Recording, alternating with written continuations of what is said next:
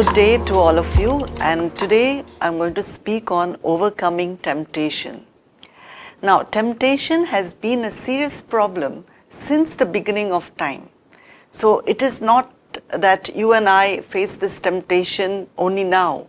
So, since the beginning, and we can go back to Genesis chapter 3 verse 1, which says, "Did God say you shall not eat from any tree in the garden?"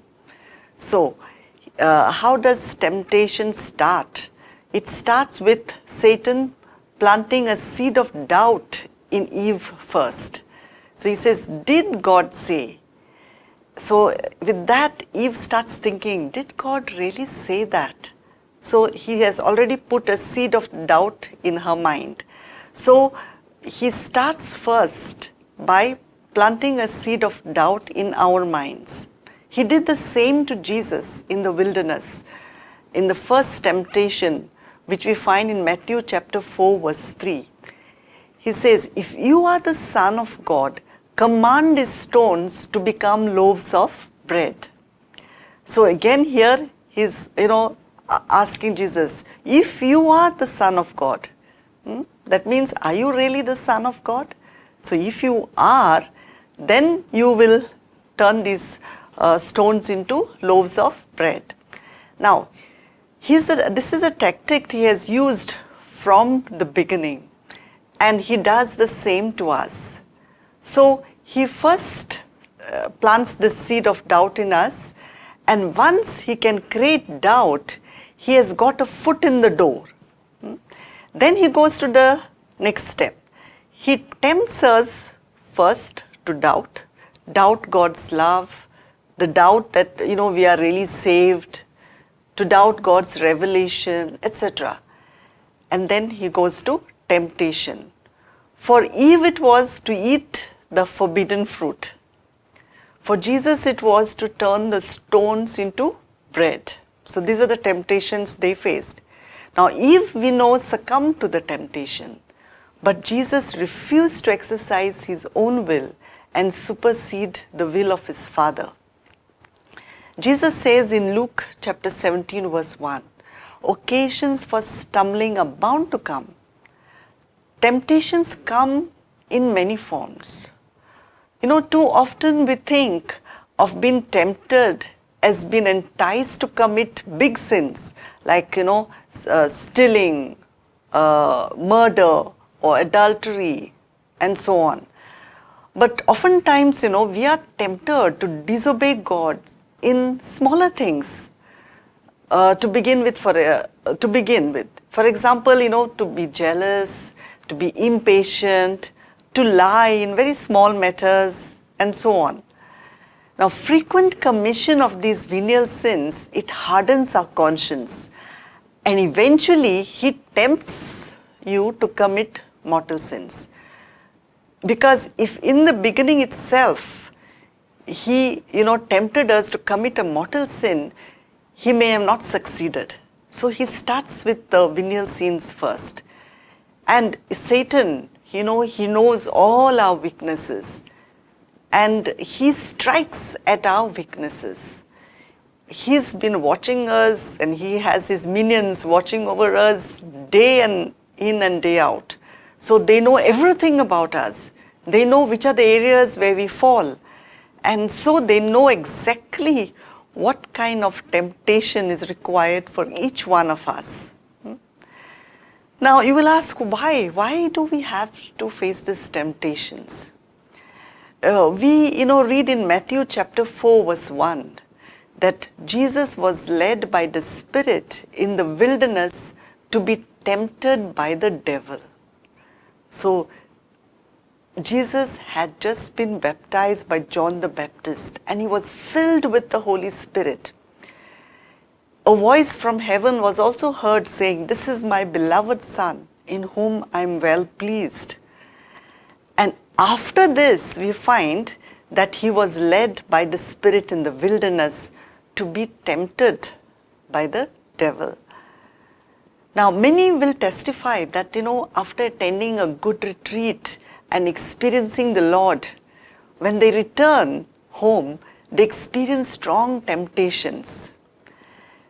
This is exactly what happened to Jesus. He was filled with the power of the Holy Spirit. He heard his Father say that you are my beloved Son and I am well pleased with you. And after that, he had to face all these temptations in the wilderness. So the same thing is repeated in our lives.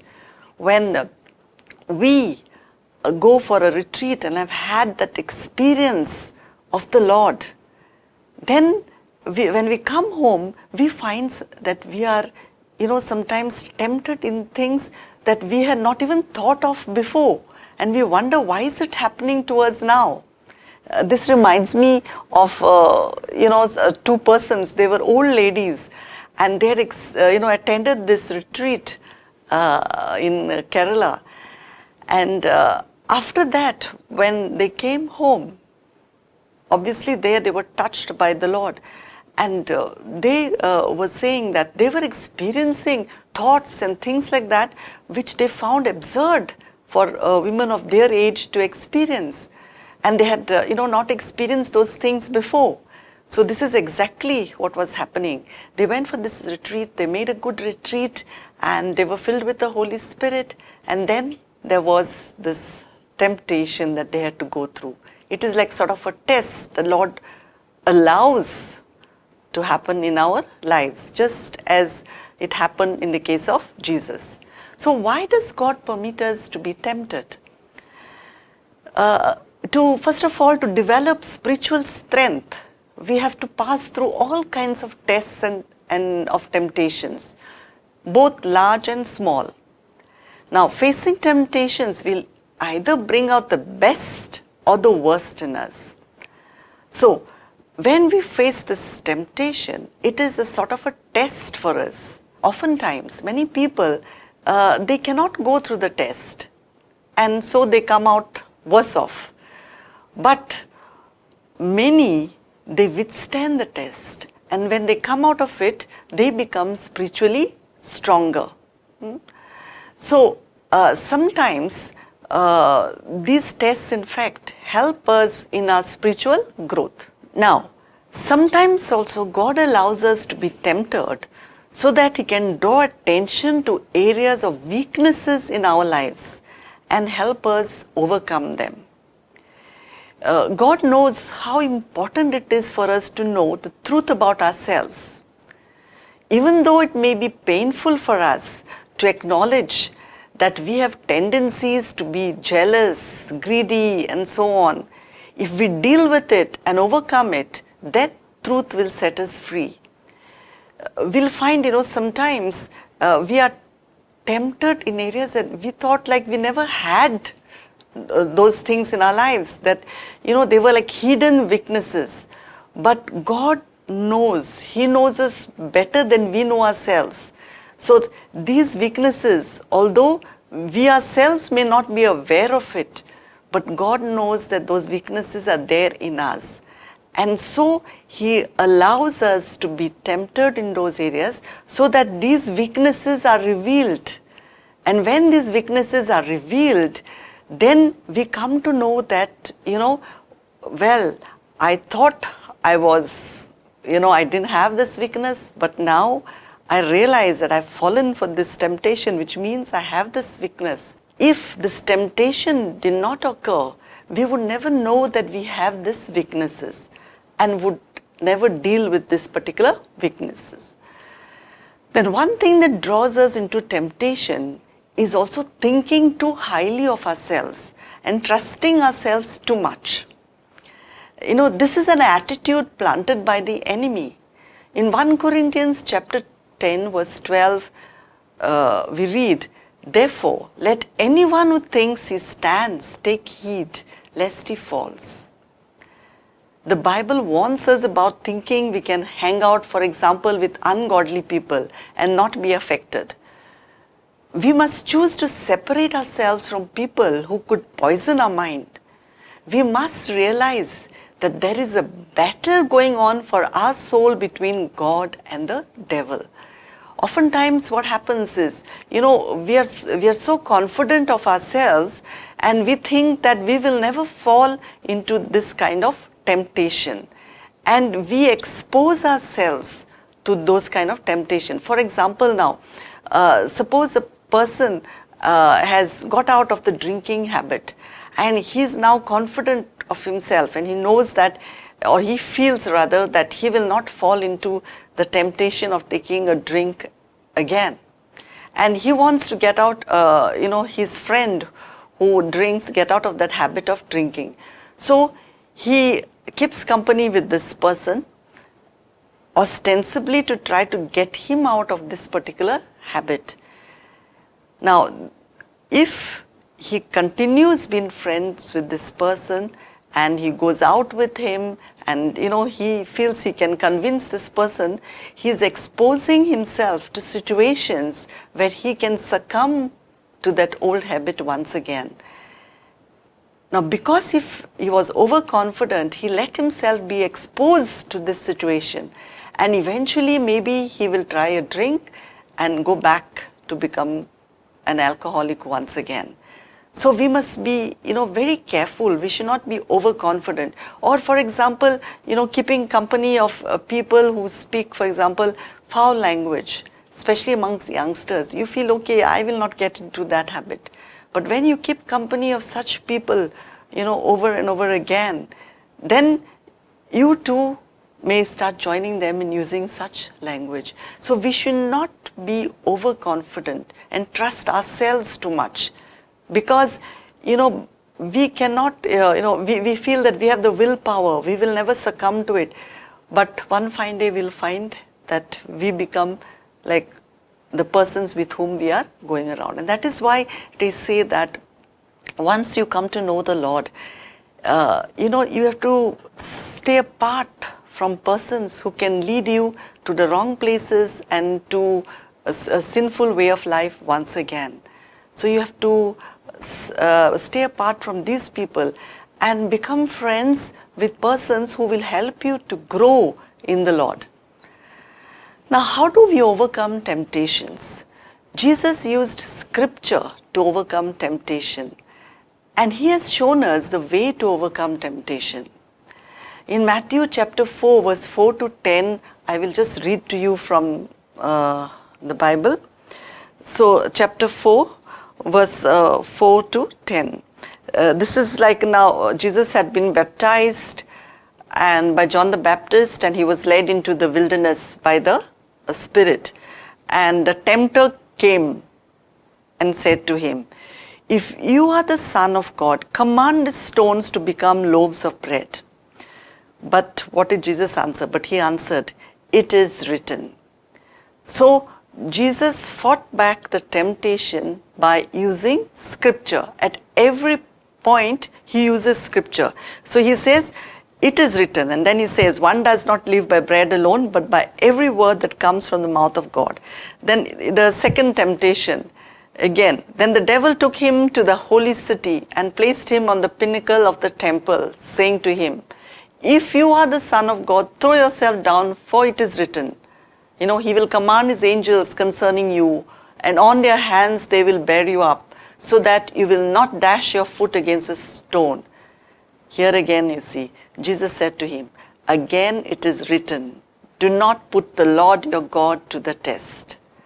And then again the last temptation. Again the devil took him to a very high mountain and showed him all the kingdoms of the world and their splendor. And he said to him, "All these I will give you, if you will fall down and worship me." Again here you see, Jesus said to him, "Away with you, Satan, for it is written, worship the Lord your God and serve only him." Then the devil left him, and suddenly angels came and waited on him. So you see, at every point we read in Matthew 4, these verses that I read out to you just now, Jesus, he confronts the devil with scripture. So the first thing we must do is, when we are tempted, we have to use the word of God. Satan knows also the word of God very well, and he misuses it to tempt us. So we have to counter him with the word of God. Now, in the psalmist in Psalm 119 verse 11 says, "Thy word have I hidden in my heart, that I might not sin against thee." Now, when God's word becomes an integral part of the believer's life, it fortifies that person against temptation's power. Every believer should therefore be well versed in scripture, because the word not only warns against Satan's methods, this we read in 2 Corinthians chapter 2 verse 11, but it empowers us against attacks from him. We'll read this in Ephesians chapter 6 verse 11 to 17. I think I'll read that out to you. Ephesians chapter 6 verse 11 to 17. So, put on the whole armor of God so that you may be able to stand against the wiles of the devil. Now, for our struggle is not against enemies of blood and flesh, but against the rulers, against the authorities, against the cosmic powers of this present darkness, against the spiritual forces of evil in the heavenly places. Therefore, take up the whole armor of God, so that you may be able to withstand on that evil day, and having done everything to stand firm. Stand therefore, and fasten the belt of truth around your waist, and put on the breastplate of righteousness. As shoes for your feet, put on whatever will make you ready to proclaim the gospel of peace. With all of these, take the shield of faith, with which you will be able to quench all the flaming arrows of the evil one. Take the helmet of salvation and the sword of the Spirit, which is the word of God. So, we are asked to take the sword of the Spirit. And what is the sword of the Spirit? Is the word of God. So, we have to be well versed with the word of God. And that is why it is very, very important that every Christian knows the Bible well, knows the word of God well. If you know the word of God well, then you will be able to counter the devil with the word of God. So whenever he tempts you, just as Jesus said, it is written in the scripture, and he would quote the right quotation for that temptation. And then finally, what did the devil do? He left him and he went. So if we are well versed with the word of God, then the right word will come at the right time when we are facing that particular temptation. And we will be able to ward off that temptation by using the word of God as Jesus did. So therefore, my dear brothers and sisters, it is so very, very important that all of us know the word of God well. Oftentimes I find people do not, like to spend much time with reading the Bible. They get bored and all that. But it is so very important for our life. As I have just explained to you, if you do not know the word, then you will succumb to the temptations from the evil one. But when you know the word will be the sword by which you will use to fight or ward off the attacks of the evil one. So you can ward off temptation, or you can overcome temptation by using the word of God. You can also do that by prayer. Now, on several occasions, Jesus told his disciples to pray that they may not fall into temptation. We'll read, I'll just read out Matthew chapter 26 verse 41 for you first. So, Matthew chapter 26 verse 41. So it says like this: stay awake and pray that you may not come into the time of trials. The spirit is indeed willing, but the flesh is weak.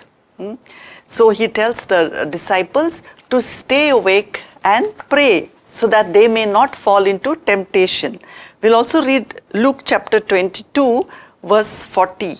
So let us see what it says. When he reached the place, he said to them, pray that you may not come into the time of trial. So again, the Lord is asking them in Luke. The same thing is written.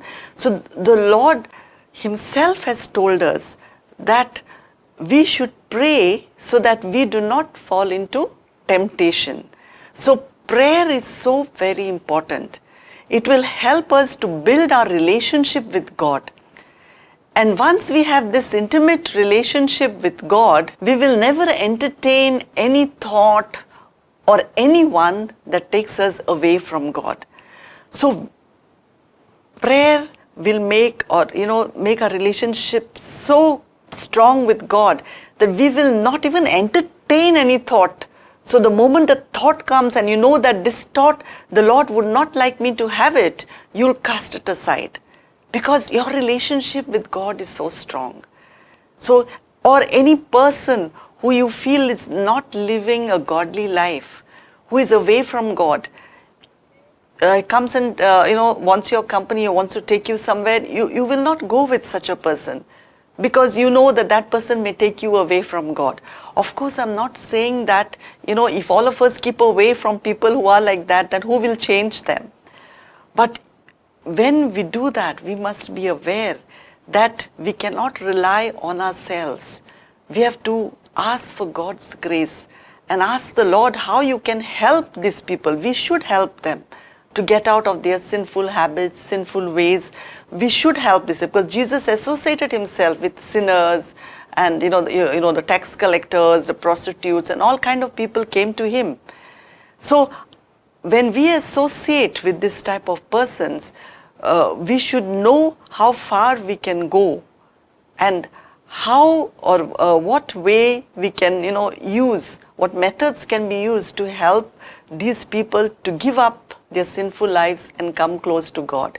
So we must be men and women of prayer, and through prayer the Lord himself will reveal to us what we can do to help these people come close to God. So if we are men and women of prayer, we will be not pulled by such people, but on the contrary, we'll pull them towards God. The next way by which we can overcome temptation is avoid occasions that may lead you to sin. This follows from what I was just telling you.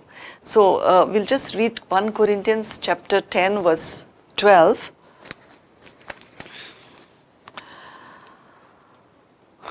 What does that say? So if you think you are standing, watch out that you do not fall. No testing has overtaken you that is not common to everyone. God is faithful, and he will not let you be tested beyond your strength. But with the testing, he will also provide the way out so that you may be able to endure it. So the Lord will provide us a way out. So when we are familiar with the word of God, we will know what we can do to avoid occasions of temptation. Because every temptation that comes to us has a way out. And the Lord himself, through his word, will tell us how we can get out or avoid this kind of temptations. Another way to overcome temptation is to be part of a Christian fellowship, a prayer group, for example, where all are trying to grow in Jesus. It is easier to fall in temptation when you are isolated by yourself, when you're alone. But when you are in the company of like-minded individuals, when you are weak, the others can help you. We read in the book of Ecclesiasticus chapter 4 verse 9, 2 are better than 1 because they have a good reward for their toil. For if they fall, one will lift up the other. But woe to the one who is alone and falls and does not have another to help. So it is always better to be a part of a fellowship where everyone is trying to grow closer to God. That will also help you to overcome temptations that are coming your way. The Lord is there and he will help us and he will provide the way out of the temptations that we face. Now the temptation's intensity and escape route will be uniquely tailored to the individual and will not exceed his capacity, because God knows our capacity. So for each one, the temptation that is permitted will be, to the extent that he or she can take it. Now, However, knowing there is a way to escape and using it may be quite different. So, knowing there is a way to escape and actually using it may be quite different things. If one is ignorant of God's word. So, if you are ignorant of God's word, you will likely not recognize the escape when you see it. Because you won't know how God works. So, you have to know, or you should have a relationship with God, you should know His word well, then you will see the escape that He is providing you to get out of that particular temptation. Now, no one in this universe is uniquely tempted. No two individuals are exactly alike. So, the temptations confronting each individual are no doubt basically the same as those that have confronted others. In fact, Jesus was Himself tempted on all points as we are and even suffered in this temptation, but He did not sin. So whatever temptations we are facing, it's not something unique to us. There are others also who have faced the same temptation, and Jesus Himself has faced it, but He did not sin. So you should not feel that, you are being targeted differently from others. All of us experience temptations, but if we are close to the Lord, we will know how to get out of it. Now in Hebrews chapter 2 verse 18, we read, and now He can help those who are tempted because He Himself was tempted and suffered. So Jesus, having gone through all the temptations that we go through, He understands us well. And so He can help us when we are tempted. So each time we are tempted, we can just cry out to the Lord and ask for help, and He will help us. He'll provide the grace that we need. In Hebrews chapter 4 verse 15 we read, our high priest is not one who cannot feel sympathy for our weaknesses. On the contrary, we have a high priest who was tempted in every way that we are, but did not sin. And finally, I would say, to overcome temptation, you resist the devil and he will flee from you. We find it in James chapter 4 verse 7. So, we have to resist him. The moment we resist him, he will flee from us. So, the first thought that comes to you, the bad thought, you just resist that thought. And the moment you resist it, it will go away from you. Okay? So, if it keeps coming back, resist it. Every time it comes, resist it. And then the devil will flee from you. So, what we do sometimes is we don't resist it. And then we get tempted and we succumb to the temptation. So, temptations are something that everybody will experience. But how we deal with it will depend on our spiritual maturity, which means our relationship with the Lord. If we have a very strong relationship with the Lord, we will be able to ward off all these temptations. But if our relationship is weak and we are not strong in the Word of God, we will not be able to ward off all these temptations that come our way and will succumb to them, and finally will commit a sin. So, rest assured, do not think that you alone are facing temptations, or that the kind of temptations you are experiencing is different from the ones experienced by others, because all of us experience temptations, and the kind of temptations also that we experience is also common to everyone. But how we deal with these temptations is important. Praise the Lord.